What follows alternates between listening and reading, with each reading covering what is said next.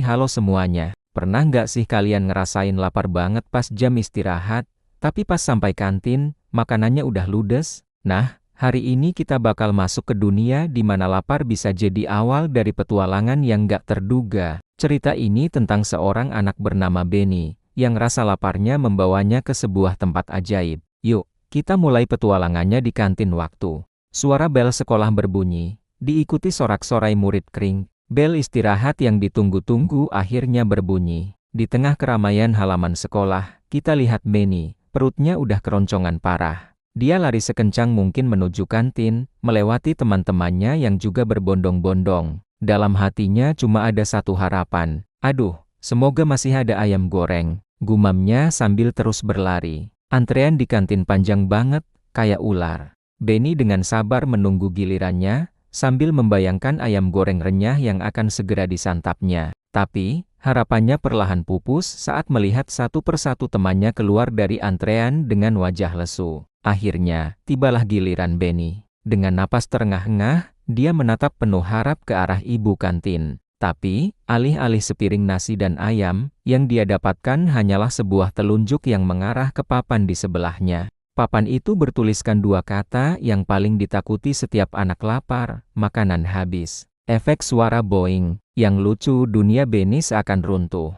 Rahangnya jatuh, matanya membelalak kaget. Dia melongok ke etalase yang kini kosong melompong. Gak ada sisa sebutir nasi pun. Serunya, tak percaya. Ibu kantin hanya bisa menggeleng pasrah. Perutnya yang tadi keroncongan sekarang terasa semakin melilit. Dengan langkah gontai dan bahu terkulai, Benny berjalan menjauh dari kantin, merasa dunianya sudah berakhir. Dia berjalan tanpa tujuan ke belakang area kantin, tempat yang biasanya sepi dan agak gelap.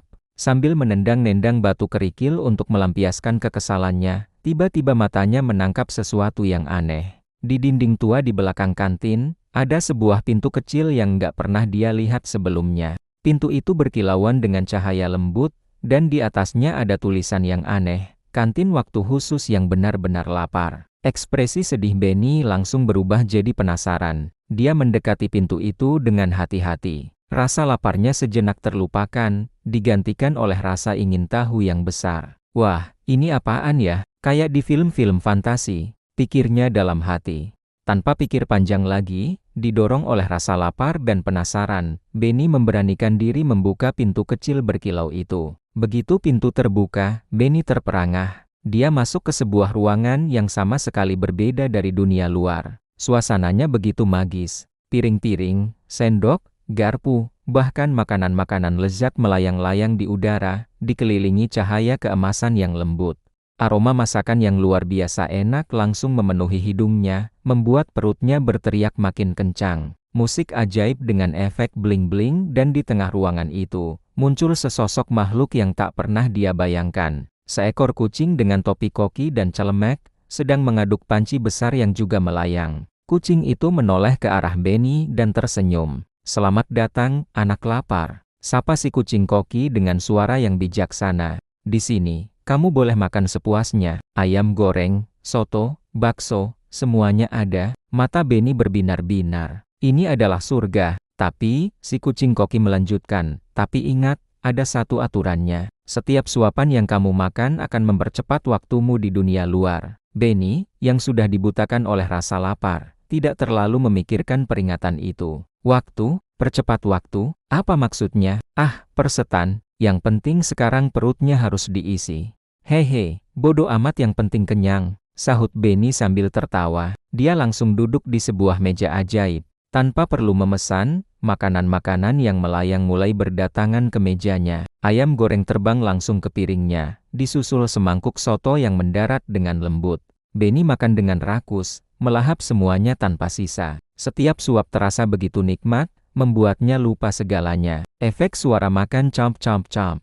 Dia tidak sadar, jam dinding besar di belakangnya berputar dengan kecepatan yang tidak normal. Jarum jamnya bergerak makin cepat, seiring dengan setiap suapan yang masuk ke mulut Benny. 1 jam, 2 jam, 3 jam berlalu dalam sekejap mata di dunia luar, sementara Benny masih asyik menikmati pestanya di kantin waktu. Setelah merasa perutnya benar-benar penuh dan puas, Benny akhirnya bersandar di kursinya. Dia merasa menjadi anak paling bahagia di dunia. Dia mengucapkan terima kasih pada si kucing koki dan berjalan keluar dari pintu kecil itu dengan senyum lebar di wajahnya. Namun, senyumnya langsung memudar begitu dia melangkah keluar. Suasana sekolah yang tadi ramai kini sunyi senyap. Langit yang tadinya biru cerah kini sudah gelap gulita, dihiasi bintang dan bulan. Lampu-lampu jalan di sekitar sekolah sudah menyala. Suara jam berdetak cepat, diikuti suara angin malam loh. Kok sepi banget? Gumam Benny, bingung. Sekolah terasa asing dan sedikit menyeramkan di malam hari. Dia baru sadar, dia telah menghabiskan waktu terlalu lama di dalam sana. Dengan perasaan cemas, Benny berlari pulang secepat mungkin. Sesampainya di rumah, dia membuka pintu perlahan. Di ruang tamu, ibunya sudah berdiri menunggunya. Wajah ibunya tampak sangat kesal, dengan kedua tangan berkacak di pinggang. Tatapannya tajam menusuk. Efek suara dramatis dan. Benny, udah jam 9 malam, kamu dari mana aja seharian ini? Bentak ibunya. Benny berdiri mematung di ambang pintu, masih memegang sendok ajaib dari kantin waktu tanpa sadar. Dengan wajah polos dan sedikit takut, dia menjawab, "Aku baru selesai makan siang, Bu." Keesokan harinya, dengan rasa penasaran yang masih tersisa, Benny kembali ke belakang kantin. Dia ingin tahu apakah pintu ajaib itu masih ada. Benar saja, pintu itu masih di sana, tapi kali ini tertutup rapat dan tidak lagi berkilau. Di depannya, ada sebuah papan baru yang tergantung, dengan tulisan yang berbeda dari kemarin. Papan itu berbunyi, "Khusus yang tahu arti cukup."